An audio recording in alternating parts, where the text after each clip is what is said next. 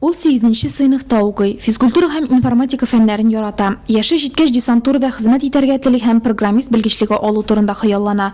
Аз сүзле һәм уялчан Арсентийның узган елның 22 гыйнварында балик булмаганнар комиссиясенә исәпкә эләгүе мөмкин дә түгел кебек. Шулай да башка шук һәм тәртипсез яшүсмерләр коткысына бирелә ул. Исәпкә куелган көннән башлап ул җәмәгать тәрбиячесе Марс Зәйниев карамагында.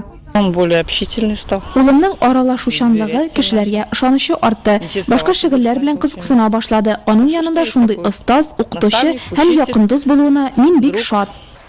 Остаз белән шәкерт икесе дә спортны яраталар. Тәрбияче нигездә күзәтеп тора, Арсентий дуслары белән бергә начарлык кылмыйча да тормыштан тәм табып яшәргә булганлыгына төшенә. Мои любимые предметы – информатика и физра. Мин информатика һәм физкультураны яратам. Чөнки информатикада кирәкле әйберләрне өйрәнәсең, ә физкультура дәресендә актив булып була. Хотя бы по компьютеру отличаться чем-нибудь. Спорт мускулларны чыныктыра торган шөгыль генә түгел. Монда чын ир-егетләрчә аралашып та, ташып торган энергияне яхшы гамәлләргә юнәлдереп тә була. Бу бер ел эчендә аның укуында уңай үзгәрешләр булды. Тәртибе бар тик яхшырды. Хәзер аның бар тик яхшы дуслары барлыкка килде. Инде ярдәм итәргә кирәк булса, Марс Зәйниев һәрвакыт янәшәдә. Ул киңәш тә бирә, ачулана да, туры юлны да күрсәтә. Хәер, Арсентий үзе дә хәзер аңа яман эшләр белән шөгыльләнергә ярамаганлыгын аңлый.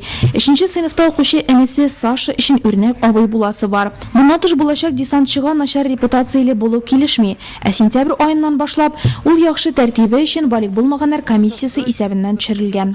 29 яшүсмер басып тора.